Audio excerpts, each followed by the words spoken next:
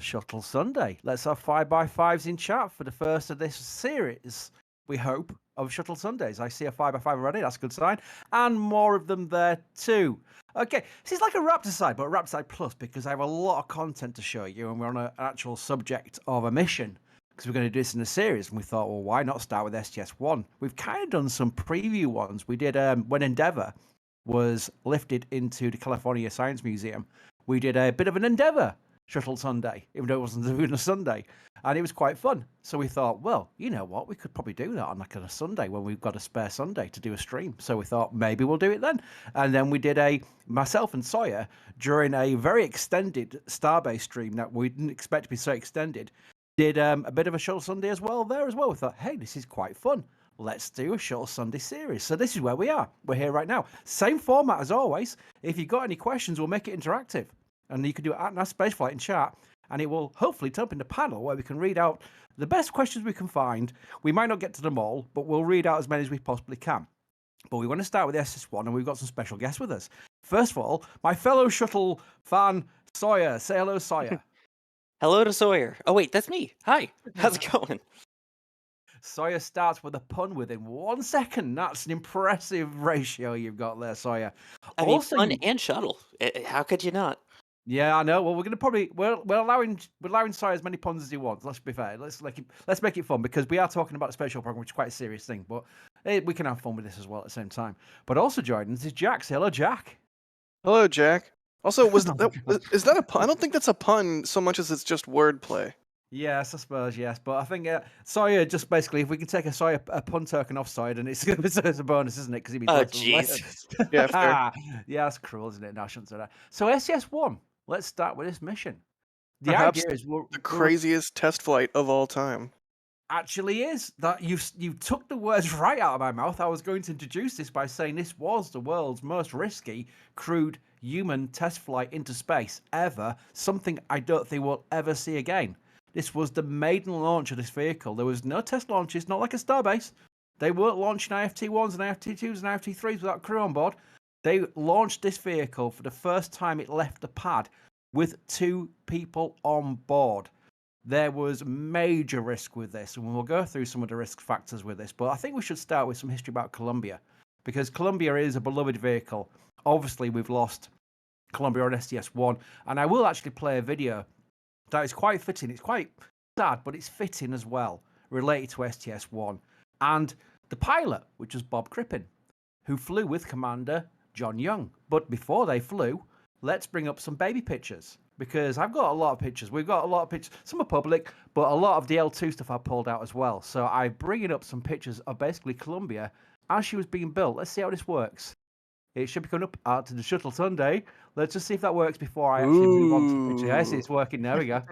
These are from Palmdale in California, where all the space shuttles were born, including Endeavour, which was spare parts, pretty much spare parts to replace Challenger.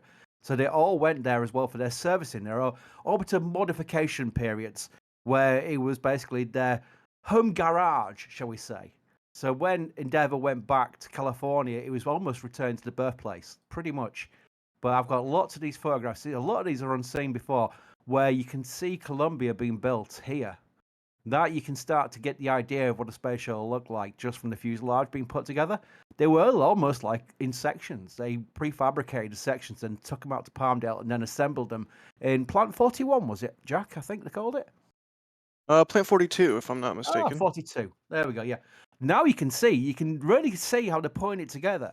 You can see the flight deck there. You got the mid deck already there with the hatch on the right hand side. Just here, there's the hatch, the crew hatch, which we all know about.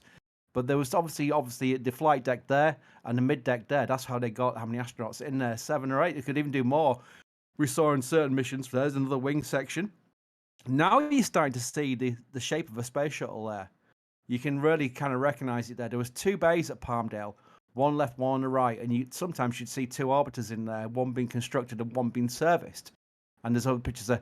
There's a very baby picture of Columbia being rolled out of the assembly facility, ready to have TPS installed. And there's another picture there. I'll bring up some more photographs, in fact. If I take this off and go back to the present screen, I can actually show you some of the pictures of where they started to put the TPS on the vehicle. Let me just It's look at this one here. it's Yes, Jack? remarkable how much these Palmdale construction images look like basically just older, a little bit more washed out images that are that we see with the construction of the X-59 Quest. Like There we go. Hmm. it's remarkable how Palmdale is such an institution and how for whatever reason there's all these similarities in building a vehicle like this or, a plane. But in this case it's a space plane. It's not just a plane. It's a freaking space plane, which you can't go wrong. That's good context, though, Jack, because really it was a space plane. It's a lifting body design, but that's where, unlike a lot of the rockets around, apart from you could say Buran, this was a vehicle that was literally a space plane. So a lot of the synergy with aircraft manufacturing and assembling must have been implemented with this. And I'm sure that after the space shuttles were finished at Palmdale, that facility, I'd love for you. I don't know, it's an Air Force facility, isn't it? I don't know how close you can get to it, but if you ever got the invite, if there's any Air Force people on in this live stream right now, please invite Jack to Pipe Plant 42 because I would just love to see if there's any signs of what we looked at just there still existing today. I wonder.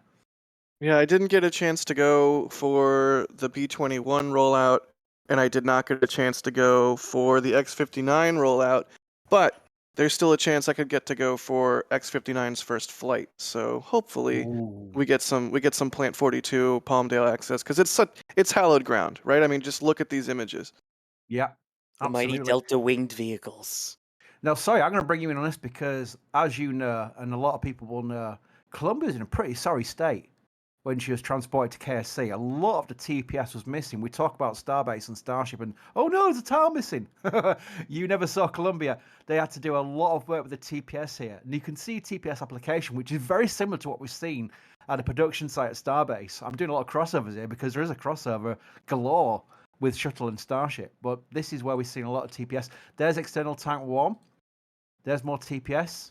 I mean, what can you probably in your own words put what the main issue they had originally with the TPS on on Columbia for STS-1? I mean, the main thing was basically first off getting it to stick, and then second getting it to stay on, especially if it rains outside and the epoxy comes kind of loose, and then adds speed, and then it just goes flying off.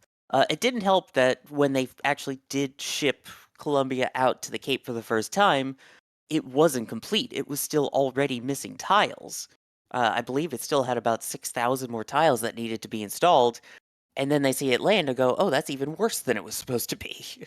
Absolutely. I'm actually going to swing through these pre-launch pictures. These are actually not pre-launch; they're pre-firing readiness because they actually did a static fire with Columbia. Not a lot of people know that the natural static fire, which is so rare, it's called a flight readiness firing, where you can actually have the shuttle on the pad firing her engines for about 20 seconds and just staying on the pad without the boosters igniting. It's really quite crazy to see. And I've got video of it, so I'll show it.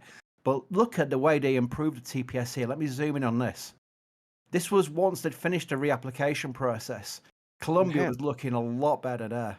Enhance. Enhance. Let's see how far we can go. There we go. Enhance. Very, very nice and shiny. Yeah, Yep, it's there wild was. seeing a vehicle like this so new when, now you go and you see an orbiter in a museum and they're battle scarred and worn by time and multiple reentries. And this just looks nice and crisp and shiny and new. Sorry, Sawyer, go ahead. No, I was going to say, and the other thing is, since they're going to be stuck out in Florida, they literally had this sort of waterproofing system to it.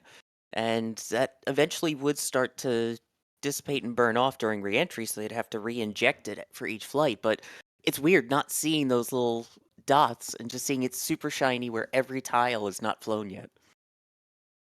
Right, those little Really is. dots were where they injected the waterproofing or weatherproofing stuff into each tile, right? Exactly, which would typically, again, the original tiles I believe had it built in, and then for each subsequent flight they would have to re-inject it. Huh. They're iconic now. There's only 2 shuttle missions that flew with a painted white tank, which was STS-1, STS-2.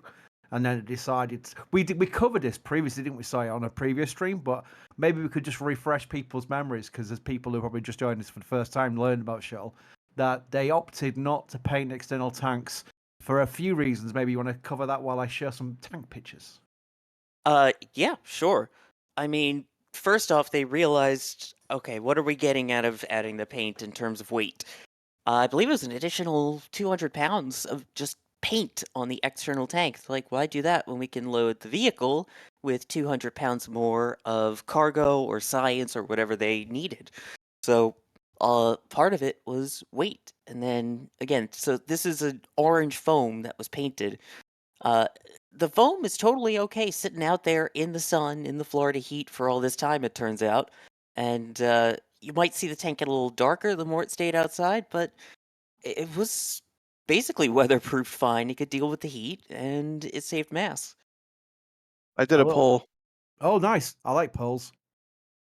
Shuttle external tank looks best, and option A is white, and option B is orange. I think we're definitely going to go winner there. By the way, that's the fixed service structure at 39A, which is the same fixed service structure you see today. Maybe Gage, who's in our back pressing some buttons, could put 39A up for a second. I've got more 39A pictures, but this is quite a good one for the fixed service structure, because there we got it. There you can see that is the same steel, the same building, the same construction.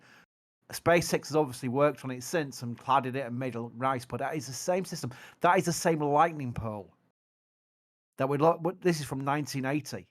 This is one of the first rollouts, and this is before the launch. So that is amazing to see. The only thing they changed at 39A was the evac system, the EES, which is the emergency egress system, where they had to raise it half a platform related to where the crew and pad workers could evacuate across the fixed service structure to the baskets, the slide wire baskets, to get to the bunker. That's the only thing they changed, apart from adding things like the cladding and what have you. Obviously the rotating service structure was removed, but I always point it out. I always love it. In fact, there's other history. I'll find a picture of it later where the water tower used is still the same water tower, and it still doesn't have sensors to say when it's full. So the only way they know it's full is when it starts going over the overflow and it starts gushing out water. That is when they know the water tower is full for the sound suppression system. It's just a fun thing that for decades they've not entered any sensors into it to tell them when it's full. They said, well, no, we've always done it this way. Once it starts going over the overfill valve and it starts spewing water out, we know it's full. I just love that. Yeah, pretty great. Same thing happens to me when I'm eating dinner. Oh, let's have F's. No, don't do F's in chat. I don't like that. For the old countdown clock. Look at this. Which is now at the Kennedy Space Center Visitor Complex. However, there's a slight caveat. They upgraded the countdown clock at the Visitor Complex to use LEDs. These were definitely not LEDs on the old clock on the left, and it was very mechanically driven. Fun fact, it was noisy. Very freaking noisy before they switched to the LED board that you see on the right. You Like could a hear all the gears. buzzing or a Yep. clicking or like a whirring? Like what kind of noise are we talking here? It was a buzz and a whir. Yeah. Oh, nice steering, by the way. I don't know if it's Gage or Jay, but nice steering to find the clock that's dead this moment via our Space Coast Live cameras. I'm loving this. I didn't expect. I thought we'll get the 39A and a VAB in the shop. I didn't realise we could look at the countdown clock. Why we got a picture of the old countdown clock in the picture? That's me happy. That's my Sunday done. Thank you. I'm happy now. That's cool. Oh, here we go.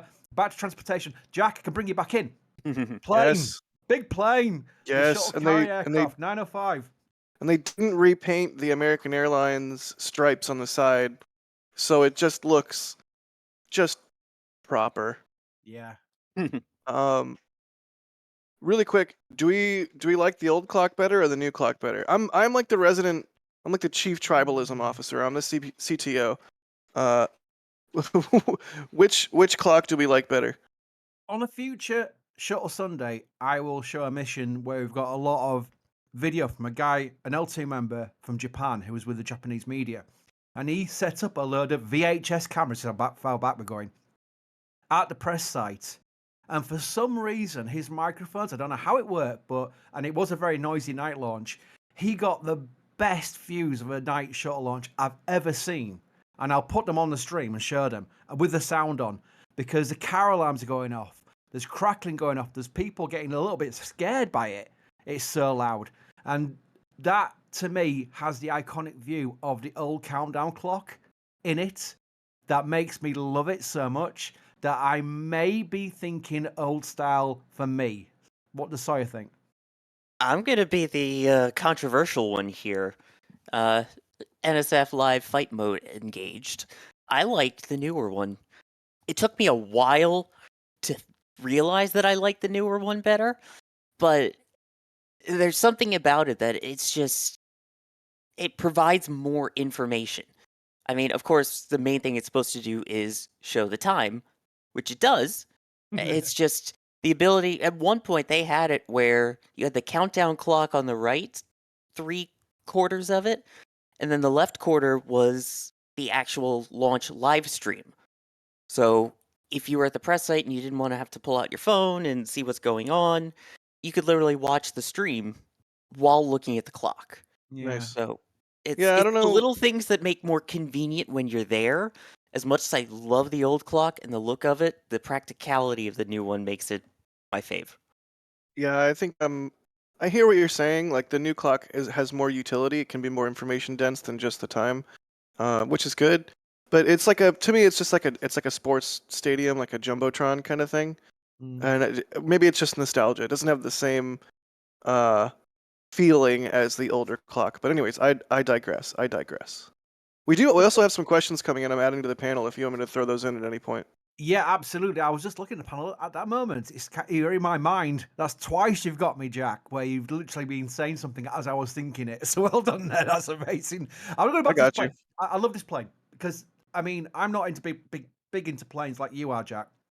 But wow, I mean, it's a beautiful plane. They had 905 and 911, and just again a future sort of Shuttle Sunday will show a lot of shuttle carrier aircraft photographs from T-38s, which have been escorting these vehicles during Yep. their ferries between California and KSC, and in between because they had to do stops because they did plan on refueling them, but then they cancelled that idea. So they did stop offs in like Texas and wherever. But they're beautiful, absolutely beautiful shots. I've actually got a model of a shuttle on an SCA, and that's been with me for so many years now. It's almost ingrained in my memory. That's awesome. Ooh. There's so much to unpack here. Like there's the shuttle lore, right, where people didn't think that this was a viable way to actually transport the shuttle.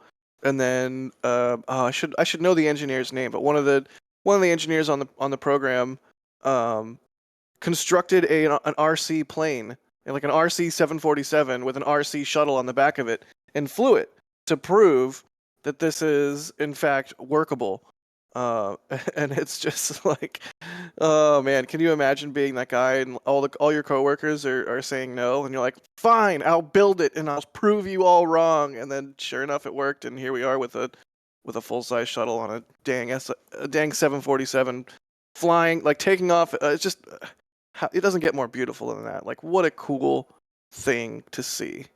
Yeah, and also there's a T-38 for scale on the left-hand side there. They always flew with T-30. In fact, there's a few clips of this, in fact, there's a video coming where it involves T-38s and the shuttles, and I think they're almost ingrained in me as much as well because they're just iconic. Let's get to some more pictures before I go to a video. We're going to do a big video next, which is really cool. Look at Columbia, sorry state there. Again, this is out of order. This is where before they put the TPS back on. And they had to do this presentation. You can imagine thinking, well, we could have had a decent looking shuttle before we did this big presentation. Oh, dear me. That's a good shot. Look at this now. This shot is amazing because that's landing wow. at the shuttle landing facility. The VAB's there, but that's the old Apollo with the milk stool. You can just see the milk stool. In fact, I'll zoom in. Oh yeah, there it is. Yeah, the milk stool. The one. Because this was the first launch since 1975 with the Apollo Soyuz transportation program where they did lock up with Mir, with the Soyuz between Apollo and Soyuz. 1975 it was, yeah. This was the first crewed mission since then. So that was literally the end of that program there, being parked up before being converted. I think They might have scrapped that one because they had 39A and 39B and they used the towers for it and they already had it set up. Because they had about 4 mobile launchers for the Apollo program, I remember. And they did a modification there. Unlike, I'm going to go on a rabbit hole, unlike SLS, which is building Mobile Launcher 1 and built it, it's now on 39B. Gage, can you quickly show Mobile Launcher up?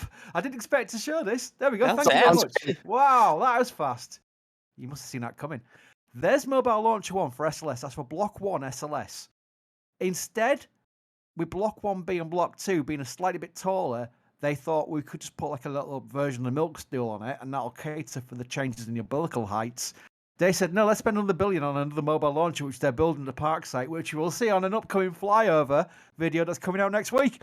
There we go. It's all linked. It's all interlinked. Everything's interlinked. Mobile Launcher 2 is being built at the park site next to VAB because they decided they needed a second one for the slightly taller Block 1B and Block 2 SLS. Yeah. Brilliant fun. I'm gonna end the external tank poll. where Orange did we get orange to? orange won 63% to white's 37%. Wow. Well, to be fair, I don't mind that at all because I do love the nakedness of the orange tanks compared to the kind of like. I remember shuttle engineers telling me that the white external tank looked really rough close up. It was like a really bad paint job. It didn't wear very well, and on TV it looked okay, but no. Then look at that. No more history there. That's going over the Kennedy Space Center Visitor Center, I would assume. The early one when they actually Yeah. had their 5 display outdoors, unprotected, and later realized in Florida near saltwater and with rain and hurricanes, that was a terrible idea. Wow. Wow. Got a few more pictures to show, and I'll go through some supers and some questions, and then we'll do a video. Because I promised you video with sound. I did promise it, so I'm not going to let you down. The old mate D-mate device, which was amazing. It's now been taken down, unfortunately. They had 3. Now they had one at KSCSLC. They had one at Edwards Air Force Base, Edwards Air Force Base, which is also called Dryden Flight Research Center. I used to get told off by people for saying Dryden. Say, no, it's Edwards. And then people from Edwards say, no, it's not. Don't say that. It's Dryden. So either way, it's the one in California. It's no longer Dryden now, too. Now it's Armstrong. Oh, well, there we go. That settles that argument from the past. Yeah, my word. I gave up after a while. Just said both. I said Edwards Air Force Station, Dryden Flight Research Center. As our chief tribalism officer, I do like Dryden better than Armstrong. No disrespect to Neil. It's just it was always called Dryden. You read historical accounts of Apollo or early X-15 flights or shuttle testing or training, and it's all Dryden. It's Dryden in every book. It's Dryden because these books were written and published before they changed the name to Armstrong, and now it's Armstrong, and it's like, okay, that's a cool name and all, but to me it'll always be Dryden. But anyways, I'll shush. And no offense to Neil, but he's got his name on enough things. Yeah, right. Yeah. But that is it's still there. The actual area here is still there, but the D-mate device is called. It's always a mouthful. Has been taken out, but that's how they would take the orbiter off the SCA and then put it back on top as well. The third one they had was at White Sands. It was basically a collection of cranes and pulleys and 2-point lifters like at Starbase, and they only had to thankfully use it once. We will do an STS-3 Shuttle Sunday. Trust me, that one is fun. There's a lot to talk about in that one. You think we've got a lot to talk about in STS-1, and you'd be right. But STS-3 was a fun one. There's many a story we can tell about the White Sands landing. Oh, yeah. Look at that, a flight simulator. That's when that was probably really brand new tech. Because I believe that's the one in Houston. Yeah. Yeah, I bet that was some powerful computer at the time, because how they did it, I don't know. There's the back end. They were just practicing the RS-25 installation on this one, I remember. That's the old flight deck before the glass cockpit. Oh, yeah. Now, the glass cockpit is the one I always show friends and family because that is one makes the shuttle look so cool. This is quite old. This is old. The old kind of like 1970s 747 kind of like cockpit, isn't it? It's like really dials and pulleys and push buttons and what have you. Yeah, it's definitely a major difference, whereas one of them looks like, a modern day inside of a car dashboard. that one looks like it's from a Chevelle. Yeah. There's the shuttle trainer aircraft flying over. They use the shuttle trainer aircraft to practice landings. I remember seeing one video, I think it was Christopher Ferguson was doing it, where they basically landed by turning the engines off. So they got the descent and they got the characteristics of landing right. And the people on board who were actually witnessing this and videoing it, that's why we got to see it, were like looking white as a sheet. They were not enjoying it. It was dropping out of the sky, but that's what a shuttle landing was like. And that's how It's they even practice landings. it's even crazier than that, Chris. For practicing in the shuttle trainer aircraft, they had to, if I'm not mistaken, they would lower the flaps to full, they would lower the landing gear, and they would turn on the engines in reverse. They would put out the thrust reversers so that the aircraft would behave like the shuttle. But that's how I don't want to. I'm not trying to disparage the shuttle, but that's how poorly it flew. Is they had No, to it's, turn it's right. on Yeah. the thrust reversers, which is normally something you only ever do on the ground while you're landing in order to slow down. So they had to really configure the aircraft to be as draggy as possible, and then turn on the frickin' thrust reversers to get it to fly the same profile as the shuttle. Which is, yeah, if I was on that plane, I would probably also be white as a sheet. And in addition to that, they had the normal controls for the aircraft itself, and then they also had the one that was designed to look like the shuttle cockpit interior and the heads-up display and everything that it would actually look like when they're trying to land the real orbiter. Right? Pretty Nice. remarkable piece of technology that helped enable this program, because it's not always about the orbiters themselves or the actual launch pads or anything. Like, there's a lot that goes into any sort of crewed spacecraft, and in this case, these Gulfstreams, I think, is what type of plane they were hilariously utilized, but absolutely critical to the pilots and commanders and everybody being able to confidently land a shuttle. Because you only have one chance. The shuttle's a glider when it's coming in. You only have the one chance, so you better have a whole bunch of practice. I will say I do not want to be the person that had to do maintenance on those planes. True. Little shout out to where my cursor hand is right now. I've got Magic Daz pen art, but I'm not going to risk it with this one. I also want to practice this video and picture showing first.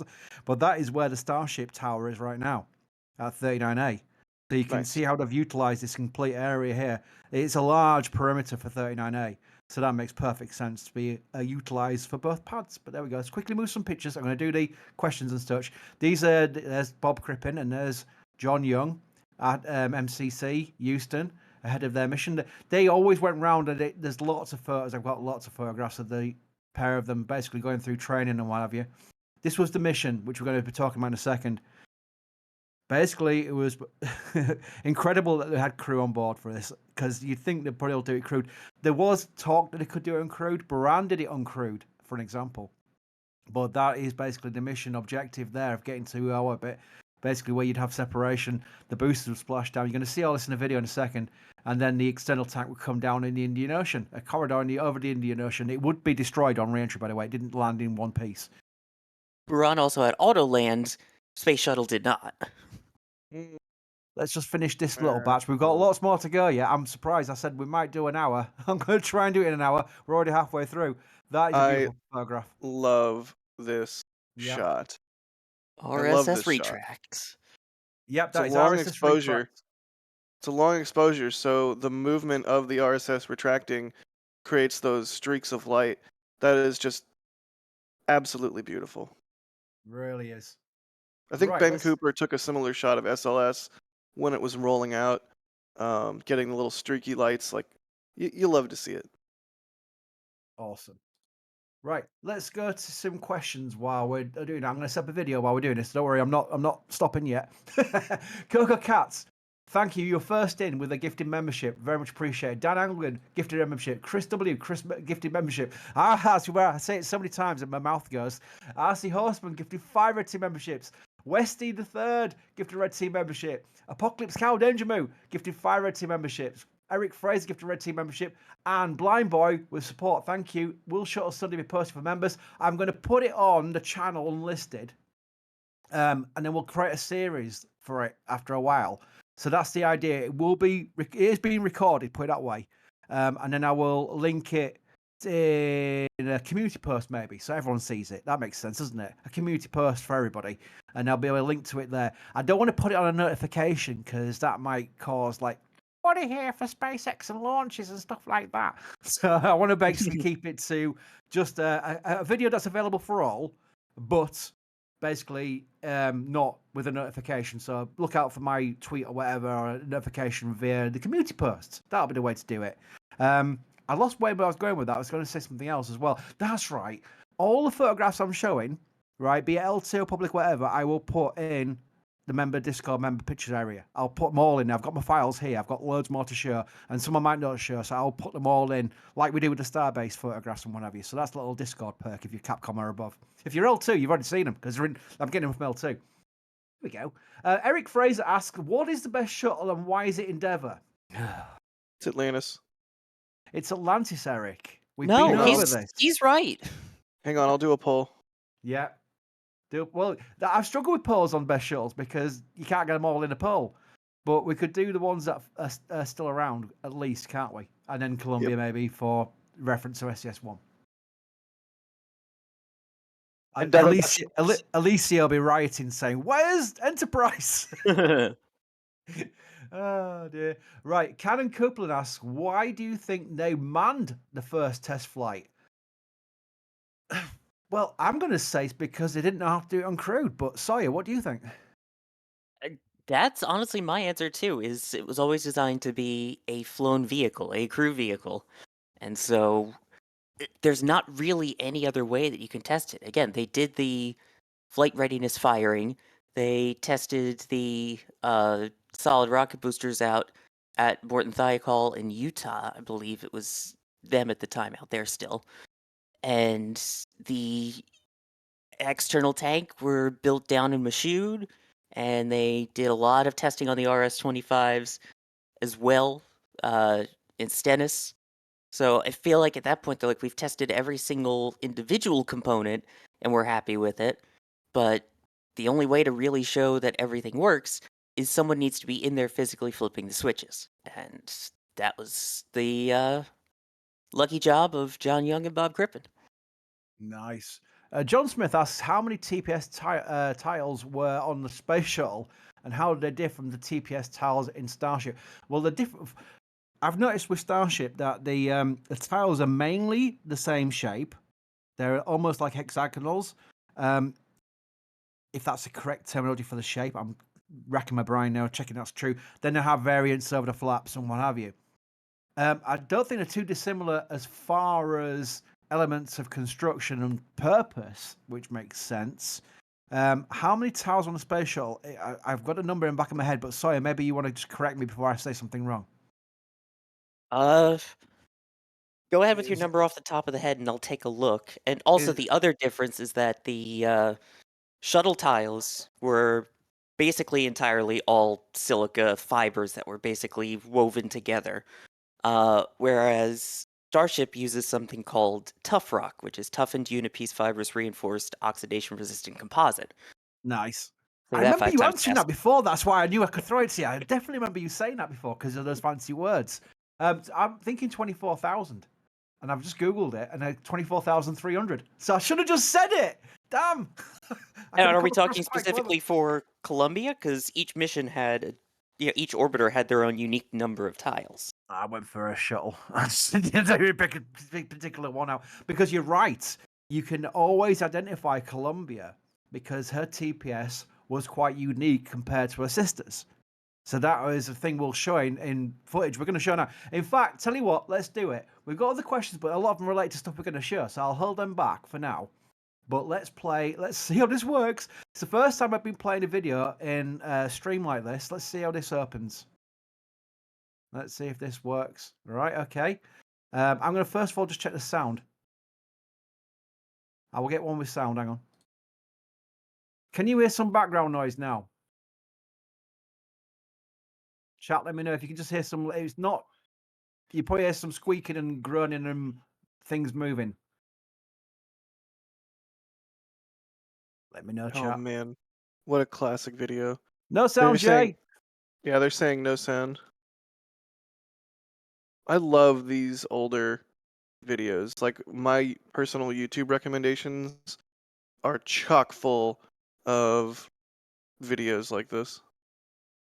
Well, I tell you Not what, I quite don't. as good as this though, because my personal YouTube is not L2, but you get the idea. It's like old military training films and stuff like that. Like I don't know, for whatever reason, I love to bathe in the nostalgia of these sorts of things. Well, as What the I can do, CTO, it makes sense. I can quickly show this earlier part of the video hasn't got actually any kind of like obvious sound. It's the launch that's got all the comms and stuff that I want to play with I can sound do on. So sound. I can do sound for this. That's the wheels touching down. Yeah. this is an old video from L2. This was called a resource tape that was never put on YouTube, by the way. Um, and we've got it, and I've got it goes on forever. It's like a lot of footage. So I'm going to show various things you may not have seen before.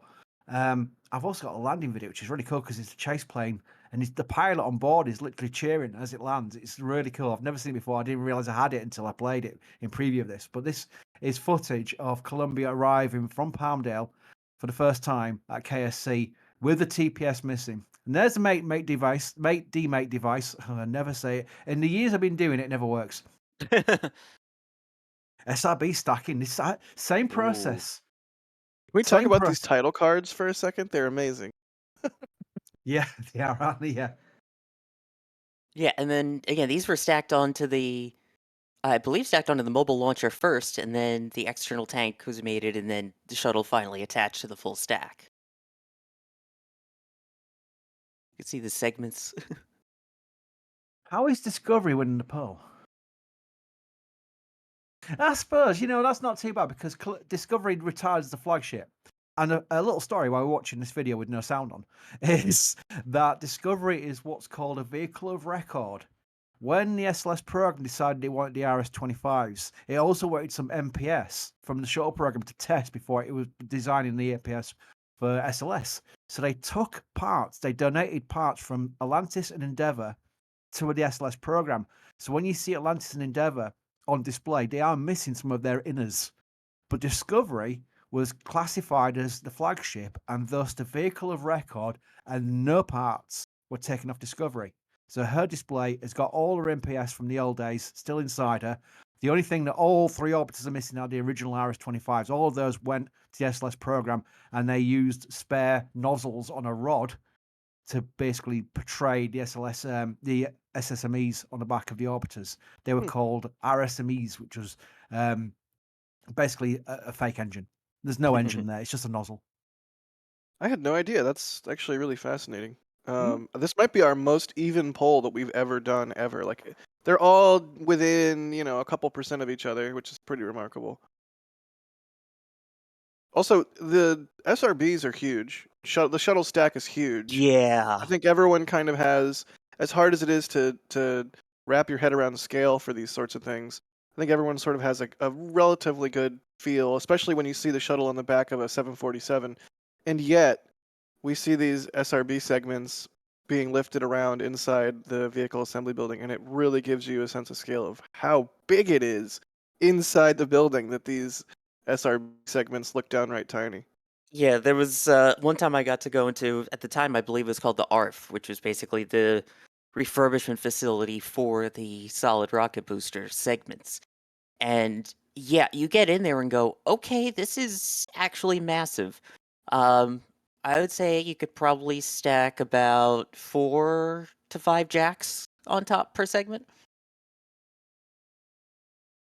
4 or 5 Mies? Yes. Hey, Jack, cameras. Look at them old cameras there. Oh my god, it's beautiful. I'm glad I don't have to shoot with that to film something, but it's just beautiful. Wait, Also, I so think is this before the tank was painted or after? I can't quite tell given this lighting. I think that no, it definitely arrived white because it left Mashub white. right, So There you that's go. painted. yeah, it's painted. There we go. It's really old. I don't think it's even VHS, is it? Will it be like 8mm film? Jack, help me out. What's the question? 8mm? What kind of footage would this be recorded on? Me, it's not. I'm thinking Either VHS. probably Yeah. either 16 or 35. There's a chance it could be 8mm. I Oh. am not astute enough in my film. Jay's going to refresh something to make the sound work. So, Oh yay! sorry, Jack. No, you're good. Jay, Yeah, go for it.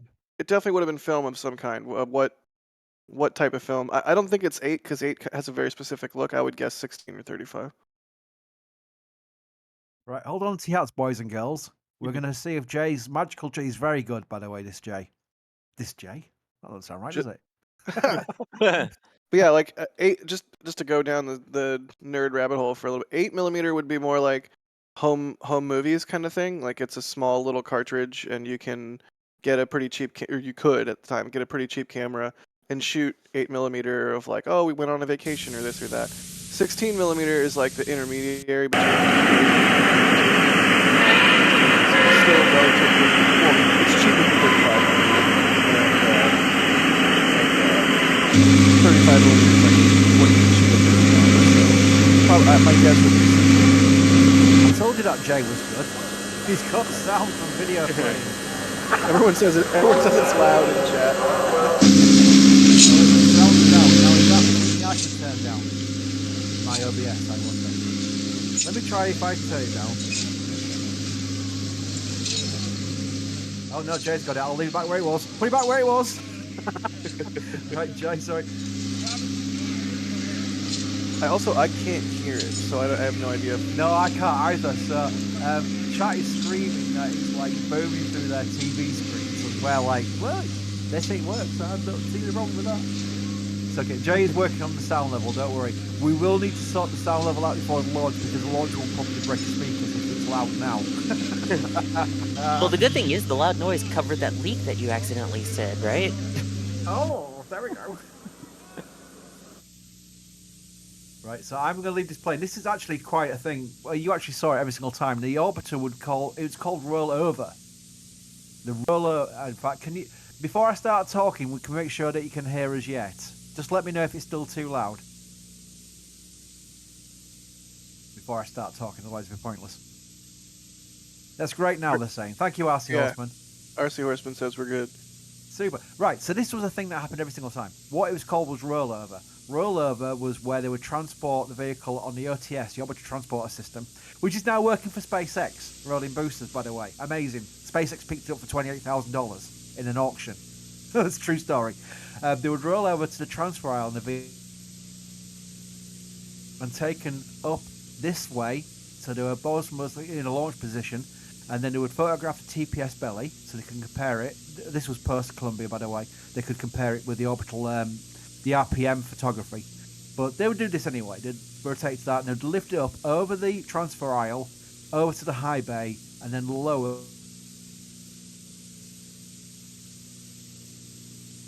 AFB for a style. Because you see some... Sorry, Travis, go for it, sorry. I was going to say, that lifting device, the giant yellow crane type thing that was attached to the roof of the VAB to help lift it and swing it over, after we did some little investigation that we believe was the same one that lifted Endeavour just a couple months ago at the new California Science Center exhibit. Same one. I said, right, Daz was asking me, he says, Chris, is that the same one they use at KSC? I'm thinking, well, there's no way they've taken that all the way from KSC and put it into California, and it looks different, it looks brand new. And then Jack gets one of the people on the interview, and they go, yes, this is the one we took from KSC. I'm like, damn it. Oh, so they must have just freshened it up. I mean, it makes sense. I mean, they've got this shuttle history heritage hardware to lift the vehicle. Let's paint the thing. You know, they're not going to leave it rusty, are they? And it wasn't just the hardware either. They said they had a whole bunch of people from the program on working to ensure the lift, went properly. So they not only retained the hardware, but they also retained the human expertise, which you love to see. Is it me or is there a hissing noise? You're not alone.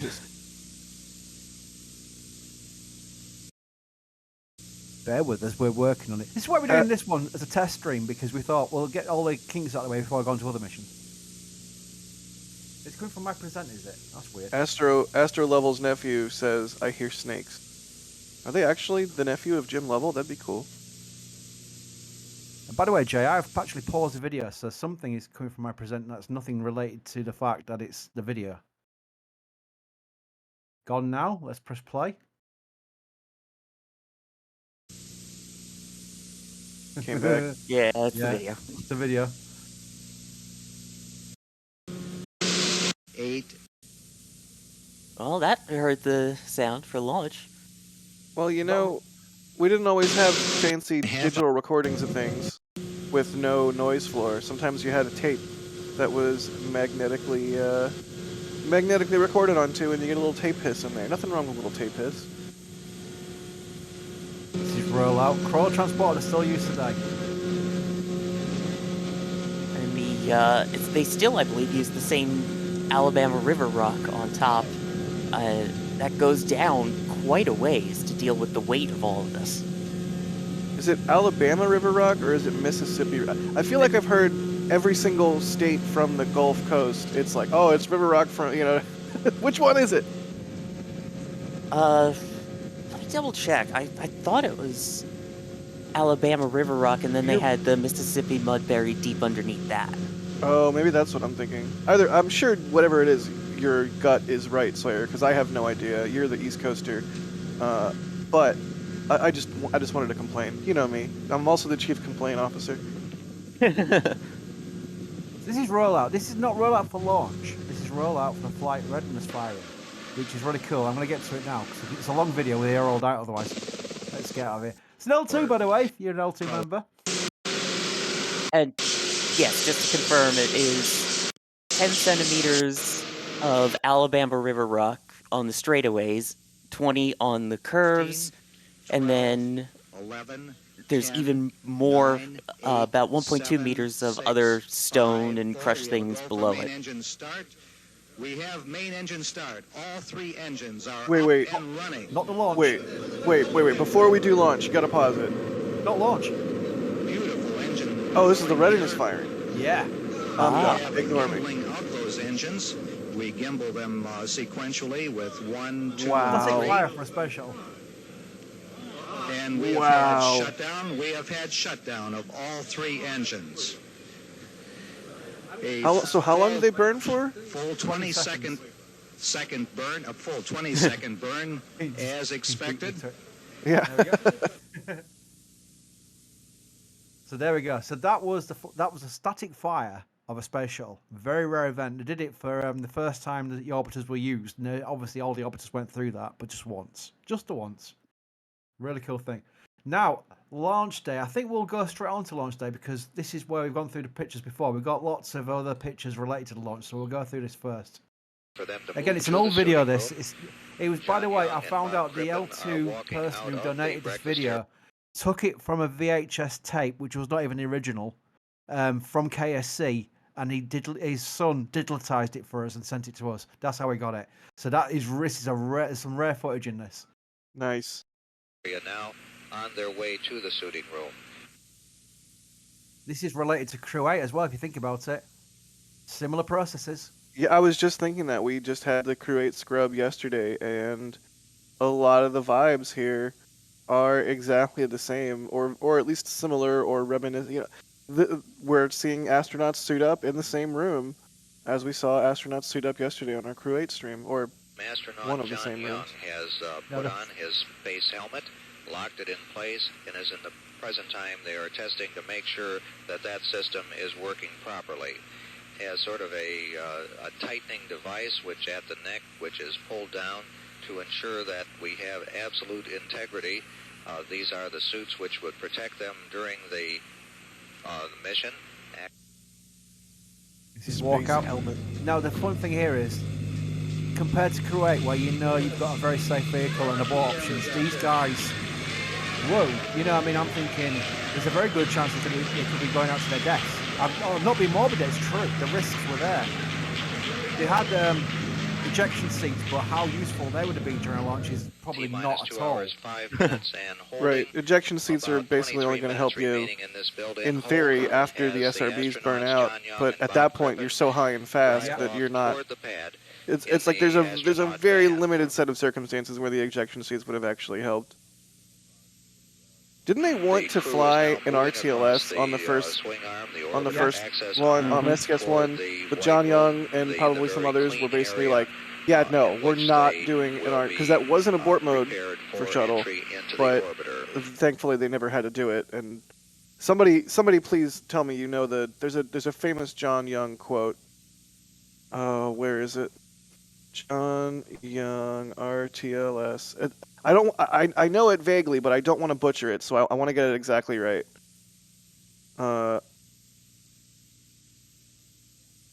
RTLS requires continuous T-minus miracles 10, interspersed with 9, acts of 8, God. 7, 6. I've just paused this John video Young. before the launch. Yeah, the suborbital one, they actually looked at a Senegal landing site to do the suborbital mission.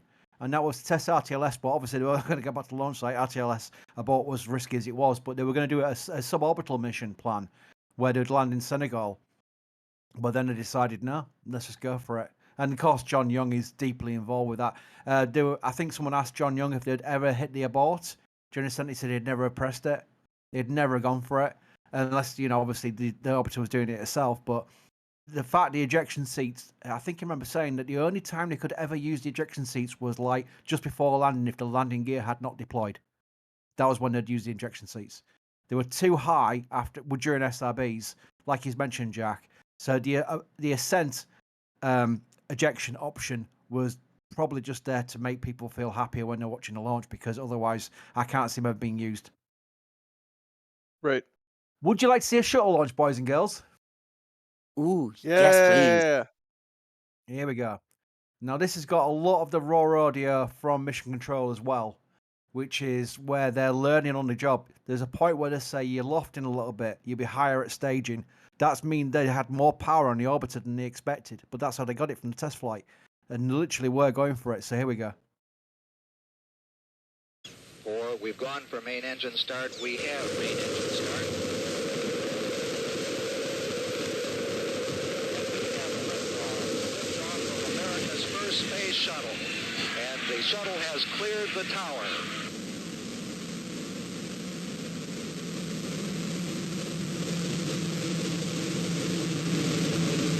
It's a real program.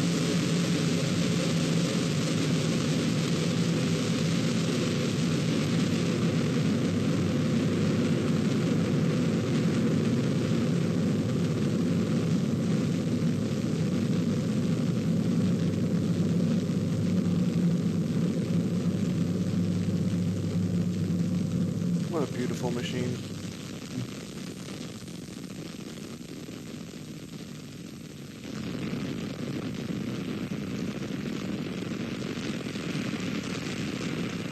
John Young is the first call. 434, Mach 2 Roger.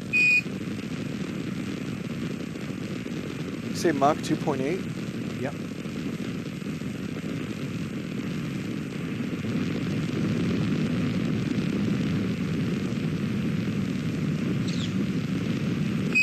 Columbia, Houston, you're go at throttle up. Roger, go throttle up. That means they've got past the throttle up, by the way. Not go to throttle up. That's past the point of throttle up, and it's good. Keep continuing. That's what it means. Oh, nice. I never knew that. Which I believe they dropped it down to, what, 65% rated thrust for the max Q in the portion? bucket. In the bucket. Yep.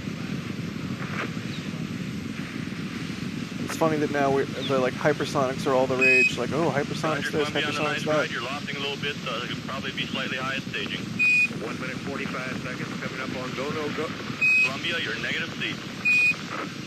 That call up says that Columbia, the altitude is too high for ejection seat use. Columbia, you're go for SRB step. 2 minutes, Wait 4 for the seconds, cheering. standing by for SRB SEP confirmation. The cheering is from fire call engineers who didn't think it'd work. Wait for it.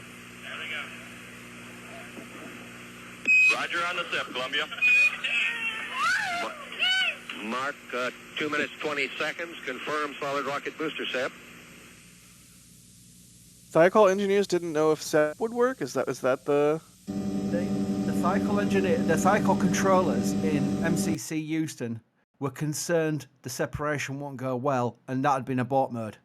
When they saw Wow. clean separation, the controller cheered in the mission control room, you could hear the public affairs officer having to stop. I'll replay it because it's fun. It's a true story. They were so concerned it wouldn't work that when it did work, they literally cheered, and they shouldn't have done it because it was like over the voice loops. Right. Wow. You'll hear it again. Staging. 1 minute 45 seconds coming up on go, no, go. Columbia, you're negative seat. That call up says that Columbia, the altitude is too high for ejection seat use. Columbia, your go for SRB step. 2 minutes 4 seconds, standing by for SRB SEP confirmation.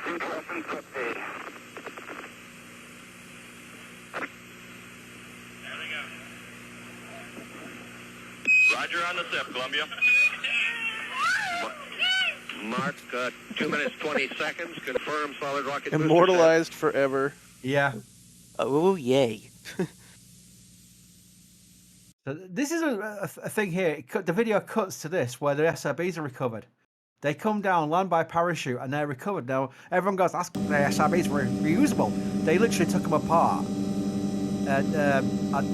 Utah and then just reused the casings. So there's very little actually reused, but it were recovered. And the main thing about recovery was so they could actually investigate how they were in a post-launch investigation. So that's why the main purpose of bringing them back was not for reusability, but the fact that they could check the boosters and see if there's anything of concern. There's Hugo. Hugo's great-great-grandfather on the left-hand side. It's also interesting is to get them basically buoyant and all that. They have, they lift it up with airbags to basically get it to float, and then they stick a cork in the bottom of it. Yes, there is. Yeah, there was divers that had to go down there and get the plugs in, which is like, oh, what do you do for a living? Oh, I'm a rocket scuba diver. Like, what? You'll see No, back to the mission. Kennedy, perhaps there's tremendous launch from there yesterday, which you may not have seen. Oh, we saw it. Well, let's see. We're coming over. Oh, there we go. I got the runway and the VAB in sight. Very good. It's exactly 24 hours ago. You've been there for 1 day now. This is a shot down on our mid-deck storage area where we had all of our stuff stowed, and this was actually just after the press conference, or not press conference, after the conversation we had with the Vice President. Zero G is something else. That is something that all of you should have an opportunity to experience. It is really fun. If you could do that in your living room without breaking your leg, you sure would. These are a couple Classic. of giant thunderstorms over the Amazon basin. There you go. They closed the payload bay doors, and they didn't close properly There first were time. no You don't see it in this video, but they didn't close properly first time. You had to redo it several times to make sure it latched in place because you can't come back with your payload bay doors open with a gap. There's return. There's some great footage in this. Hello, Houston. Columbia's here. Hello, Columbia. Houston's here. How do you read? Plan clear, and we're done Mach 10.3 at 180 AS. And we couldn't agree more, John. Your state vector's good. We've got good data in-house. Okay, now looks to me like the LOD is nominal. RC is fine, and APU fine. He's looking good. Mark, Mach 9 at 9,700 feet per second. Columbia, you got perfect energy, perfect ground track. Roger that. What a way to come to California. What a way to come Right to on right California. slope. Approaching center line, looking great. This TV from the chase plane.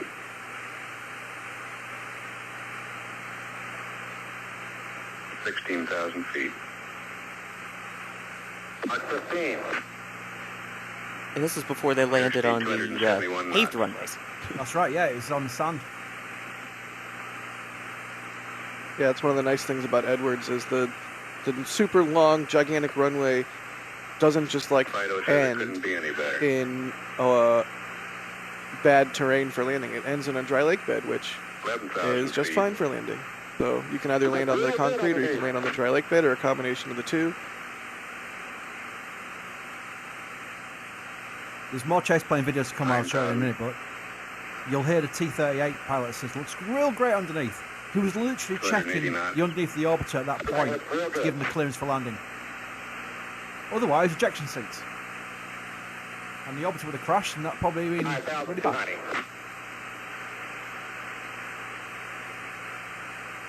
Yeah, thankfully it's just a desert out there, so super low population, but still you'd lose the vehicle, which would be bad. Yep. You can see the dive. 2,500 feet. Clear? Pretty far. Look at the speed there. Yeah. 7 times steeper than a commercial airliner.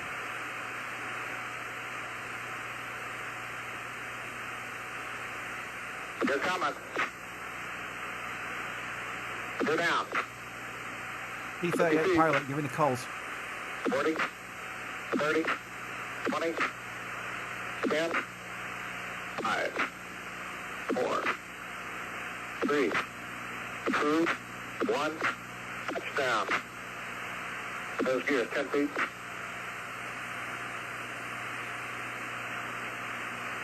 Five, 4, 3, touchdown. Welcome home, skipper. Welcome home, skipper. Nice.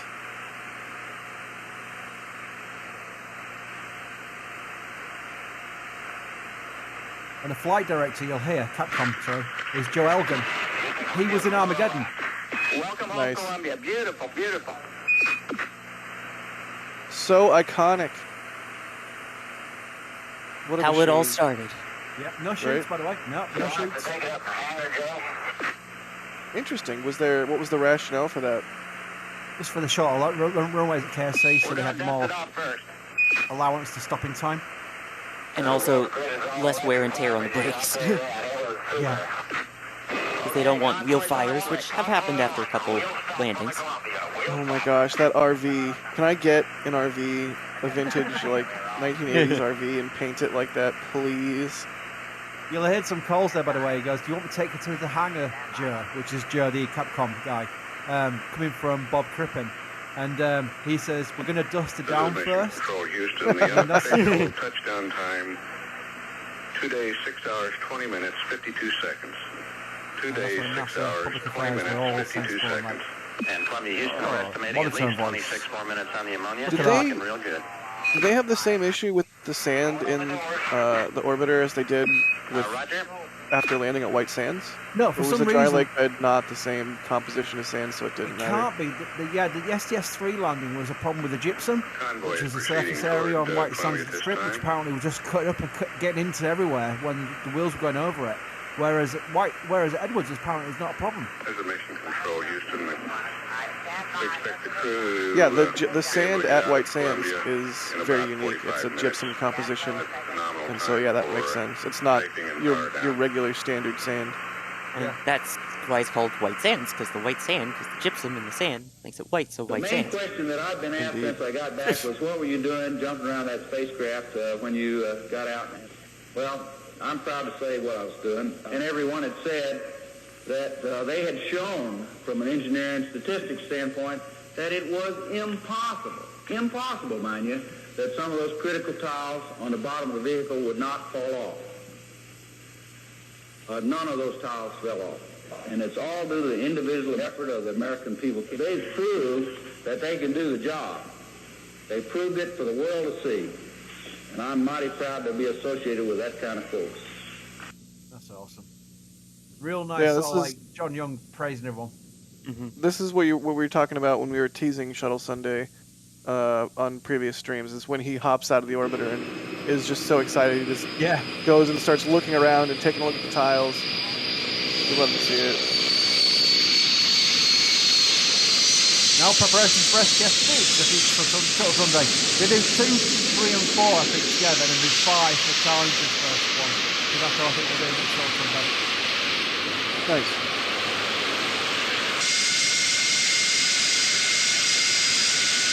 Make device. There's a plane moving away. And the other goes back. A few more landing videos though. I've got some unique views here. I'm going to end on the somber. It's going to be a somber video I'm going to end up playing. This is really sad actually. But this is first. I've got some more replays of the landing. I don't think this has got sound anyway, so don't worry. Oh, yeah, it does have sound. There's 1 million people turned up to watch this landing, by the way. I don't know if I've got any views of it on this one, but there was so many people turned up. Yeah, in some imagery from the time, you can just see huge amounts of people all lined up on the dry lake bed there to watch the shuttle come in, which is just I've said it before. If I had a time machine, 100% that's a time and place I would visit pretty early on in my shenanigans. Yeah, that's the one Before, thing I I regret is like never sneezed on a seeing a shuttle bird and landing. ended the world. Sorry, go ahead, Sawyer. Oh, sorry. I said the one thing I regret is never seeing a shuttle landing. Be one of those Yeah, I'd million wanna people to see the first one come back. Wow. Yeah, how cool would that be? This See is an a unique one. SR-71 fly, see an XB-70 fly. All that stuff would be so cool, but shuttle I think would be top of the crop. This is a chase plane video, which is I was going on about. This has got the chase plane pilot's audio on it as well. Yeah, we're going 320, pal. Right on glide slope. Approaching center line. Looking great.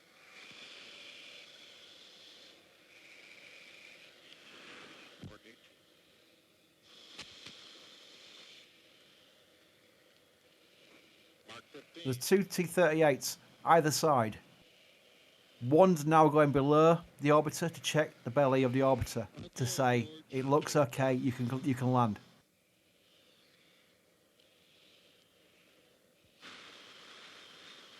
We'll have to move on, or we're getting lower. Okay, go ahead.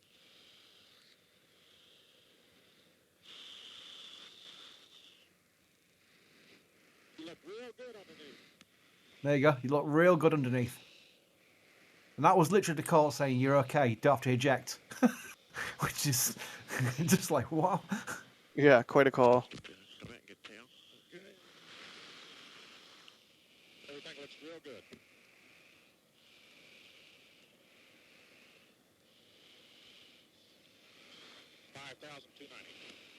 $5,290. 5,290. And that's knots.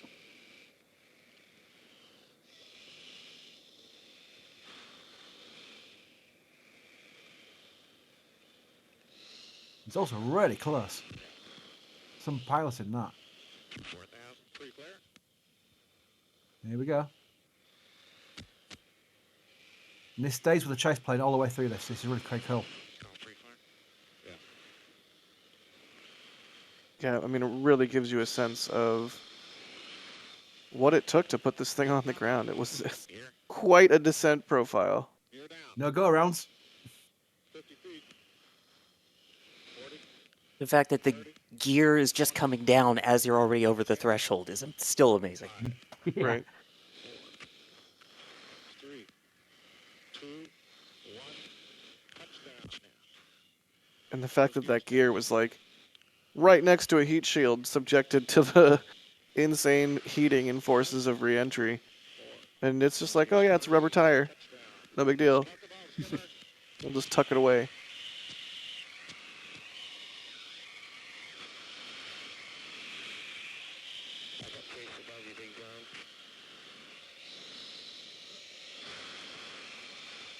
Chase plane celebration in a second. Welcome home, Columbia. Beautiful, beautiful. I love it. There's the crowds. There's the crowds. There's huge Wow. crowds for it. Yeah. Love to see it.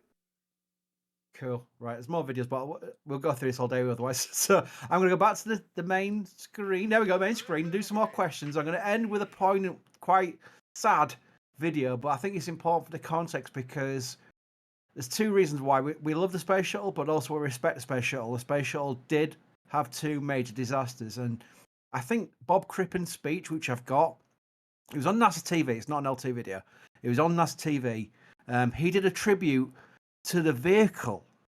Now, everyone else was doing tributes to the crew, which was absolutely understandable. But Bob Crippen did one special one for the orbiter herself. And it is an amazing speech. So I'll play it. It's only a few minutes long, but I want to go through some questions first. Oh, hang on. I've got more support. Chris W, back again with a gift of membership. Thank you so much.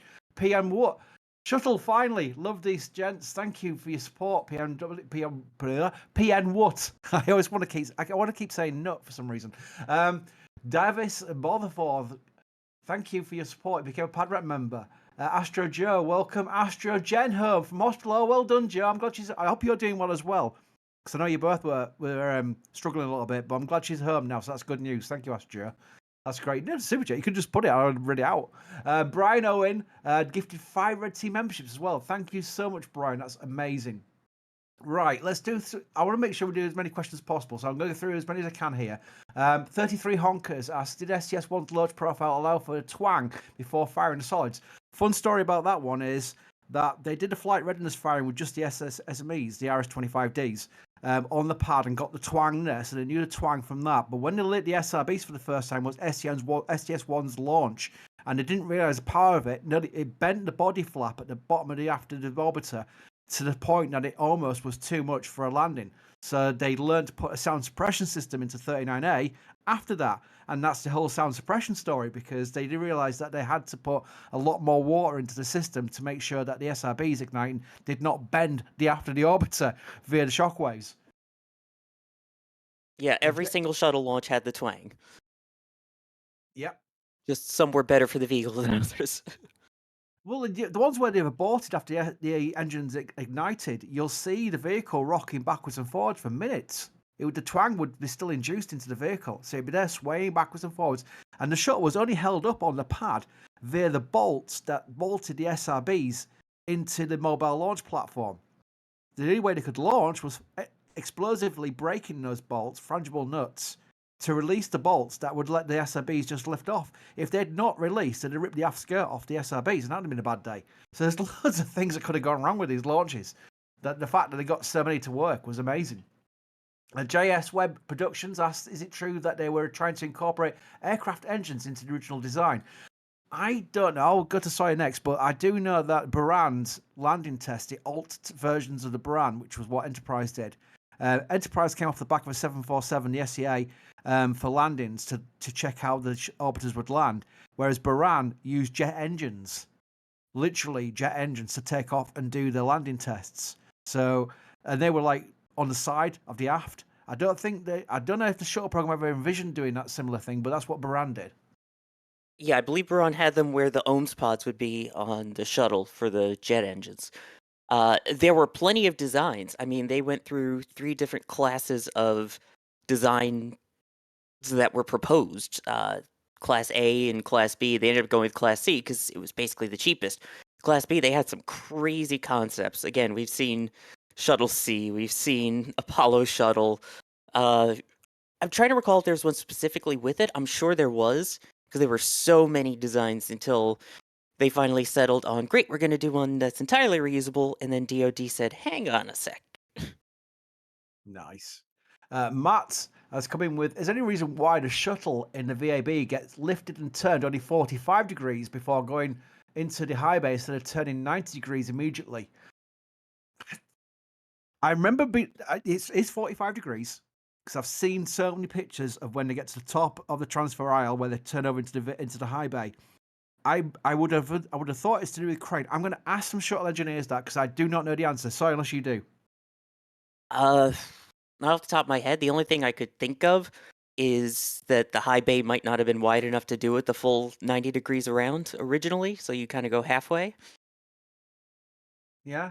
Oh, I'm going to ask. I will ask that question, and I'll come back to it on the next Shuttle Sunday, which is probably about 2 weeks' time, because we do the spare Sunday for Shuttle Sunday rather than every Sunday. Otherwise, we'll be interrupting some interview, NSF Live or something like that, or probably a Starlink launch. You know what it's like. It's always a Starlink launch. It's always a bloody Starlink launch. Flow Perspective asks, why did NASA go to the trouble, stress of trying to land the shuttle on the 747 instead of releasing for the glide landing? Oh, right. So when the ferry in the orbiter, you're saying instead of landing on the 747, why don't they just release it before they get to the landing site and let the orbiter just glide in? I think it's probably because it's very dangerous. It's asking a lot because you get no go around. You get a go around with their 747, but you won't get a go around with a shuttle being dropped off the back and told to land itself. So I don't think that'd probably be a very good idea if they went for that. Westy the Third, I was always amazed by the shuttle had different tiles. Why are they so hard to make? Why is it so hard to make them all so uniformed? Well, it's the shape of the vehicle. They call it the outer mode line. There we go. The OML, which is the shape of the vehicle. And just the shape of the vehicle makes it quite awkward. Simple as that, really, I'm afraid. Outdoorsman Sure asks, wasn't STS-1 where Gene Krantz got truly worried about the shuttle program after young Crippen found a lot of critical towers were lost. I do know that Krantz was in the control room for the launch and landing. I know that for a fact at Houston. There's pictures of him. I could have got. I've got so many photographs. I could have put those up as well. Gene Krantz was there. I know that when they did the first inspections, when the cargo bay doors were opened on orbit and STS-1, they found quite a lot of towers missing from the OMS pods, and they were concerned about it. But then they thought, well, it'd be okay for re-entry still, and they were proven right. It just goes to show you can lose tiles, like with Starship. You can lose tiles and still come back fine. It's where you lose the tiles, and that's a future shuttle mission, future Shuttle Sunday. I'm sure I could hear Sawyer going, I've got pictures of a real bad example. A future Shuttle Sunday where we show one of the worst states of an orbiter that's got back intact with missing TPS, and it shows just how close it can come to where you lose the tiles to being a disaster. Yep. Poor. I believe that was Atlantis. Poor Atlantis on that flight. Was it STS-27? Yep. Mm-hmm. Yep, that was rough. That was bad. Wait till that Shuttle Sunday. I'll give you nightmares. Delta FX, wasn't John Young's heart rate only around 80? I wouldn't be surprised. There's probably a story out there somewhere. Yep. That guy is amazing. He'd flown Gemini, Apollo, Shuttle. He'd done a lot. He was the top astronaut, and you could see why he got STS-1. I mean, they were assigned STS-1 in 78. They were assigned it really early. They knew who they were going to fly. There was no competition and no massive selection list. They just basically said John Young, Bob Crippen. They're getting it. I'm right. Yeah, sorry. No, I believe Bob Crippen was he was like at the 120s, 130s of his heart rate. This was his first flight. And then you got John Young, like you said, cool, calm, and collected. I believe his heart rate was just in the 80s. So I've heard that same story. I believe it's true. Wow. Josh Prime, all flight controls were automated on descent. Yes. The pilot and commander do not have a joystick where they're battling the orbiter during ascent. It's all automated. The only time the commander and pilot would take over the controls was during the hack and landing. And even some of that was auto landing, but they basically only flew the orbiter at that point. And there was a way of making it fully automated with a box called ARP, which was remote control orbiter, where they basically entered some pulleys and levers to drop the landing gear and the air data probe. That was the two things that they could not do automated if there was no crew on board. And that's something they could have done with a launch on need event where the orbiter was basically brought back uncrewed and given a chance to land without a crew on board.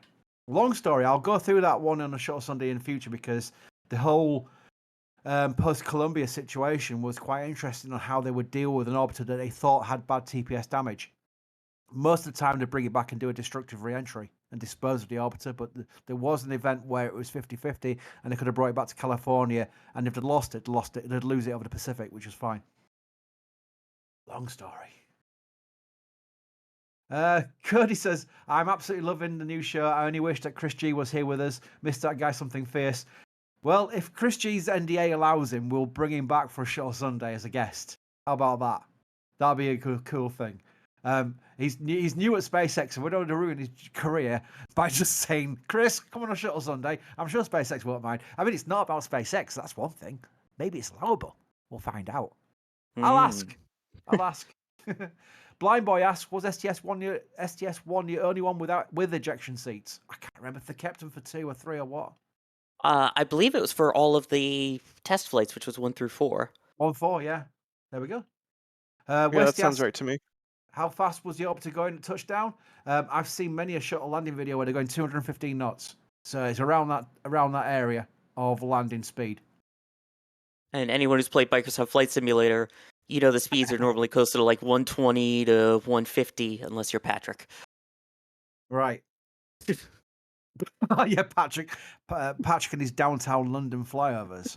There's no downtown in... never mind. Not to worry. I shouldn't out Patrick on now. Just told everyone in public. Right. I'm going to play one more video. It's a bit morbid. I was to and fro whether to play this at the start, play it at the end, or even play it at all. But I think it's important because when you talk about shuttle fans, a lot of people go, how can you be a shuttle fan with all the problems they had?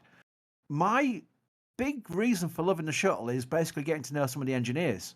I mean, I always loved the shape of the vehicle. I always loved what it looked like during launch and landing. I always loved everything about that kind of space plane vibe. But then when you get to learn about it, you know, well, guys, it's a bad design. It's not capable of getting past low Earth orbit and blah, blah, blah, and the safety and the cost of it. So you've got those as well. But then when you get to know the engineers, you get to know how dedicated they are and how the pilots and the astronauts and the engineers all love the vehicles. You're thinking, that's amazing. It really is. And I think this video gets it across quite well. So I'm not going to talk. I'm going to let the audio play because it's Bob Crippen, STS-1's pilot. That's why I'm playing it. Talking about Columbia after the loss of Columbia and STS-1.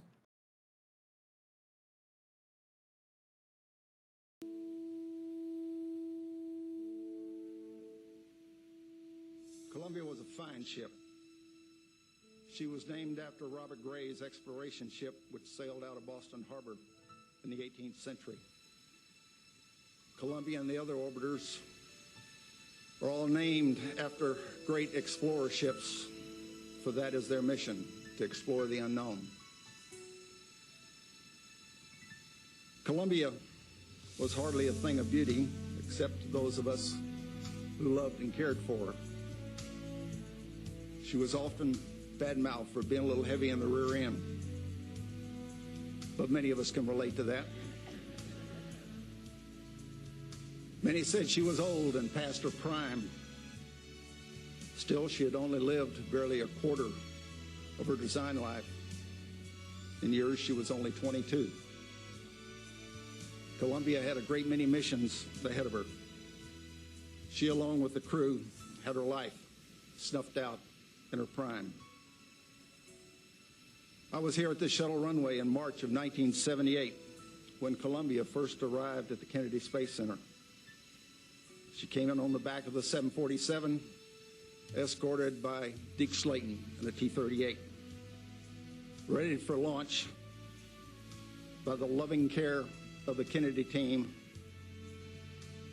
the same care they had given to all 28 of her flights. She was finally ready to fly in April of 1981. John Young and I were privileged to take her on that maiden flight. She performed magnificently. The world's greatest electric flying machine was what John described her as. Because she was a little heavy, she didn't get some of the more glamorous missions, but she was our leader in doing science on orbit, just as she was doing with this crew in Spacehab on mission STS-107. Microgravity scientific exploration was her bag. She carried Space Lab numerous times, studying material processing and life sciences, all of which were focused at giving us a better life here on Earth. Columbia also helped us better understand the heavens and learn about the origins of the universe, with several missions, including Astro, also by deploying the most advanced X-ray observatory ever built, the Chandra Space Telescope, and by our very recent Hubble Space Telescope servicing mission. Just as her crew has, Columbia has left us quite a legacy.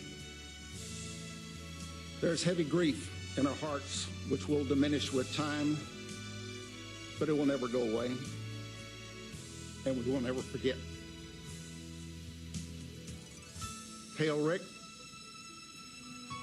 Willie, Casey, Mike, Laurel, Dave, and Alan. Hail Columbia.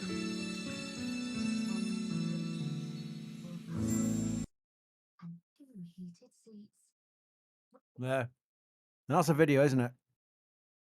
Didn't stop it in the time with the VLC thing there, but that's an important context to what shuttle means to a lot of people. So I think it's important that we remember it. And also, with so many new people who are joining, watching rockets now because of SpaceX and Starship, that they get some history as well. I mean, we'd love to do things on Saturn as well, but I think for shuttle, we've got so much content we could go through it on a regular show. And that's the first show we've got in the bag there. So hopefully you all enjoyed it.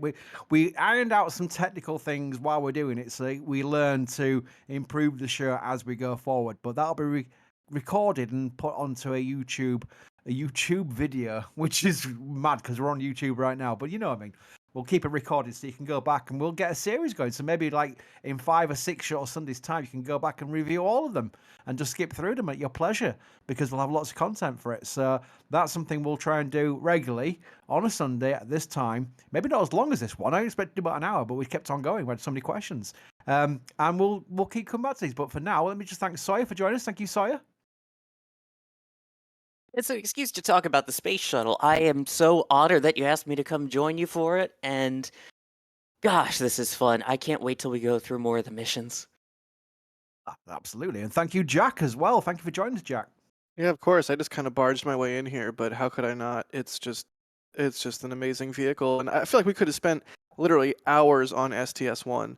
So, like you said, loads of content here for us to go through. But yeah.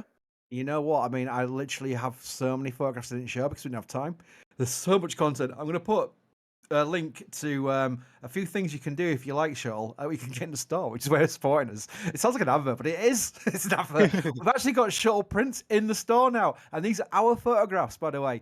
We had the Max Q guys, Nate, Brian, Larry and Stephen, who were doing our original shuttle photographs back in the day. These are actually our photographs to sell. So they're not NASA.gov pictures. We won't be able to do that for a start. So you can get a massive metal print. These are the best pictures they've got in special. We've got a few of them there. And if you like content like this, although it's absolutely not the only thing we do, L2 is where we've got all this content and more. So much of it, where you can join as an L2 member. And we've got a complete section on history and Saturn, Gemini, and all the old rockets and all the shuttle missions. So much shuttle stuff. But it's also very new generation stuff. Future rockets, Blue Origin, Starship, SpaceX, all the other rockets as well. So it's a real cool place. It's like a fire hose being attached to your mouth. I keep saying it every single time. But there we go. Shuttle Sunday. I think that is done. So thank you for joining us. I'm going to press stop any second now and put the recording onto a YouTube channel for you. So thank you for joining us on this one. And now we'll go back to the regular views of Space Coast Live. Goodbye.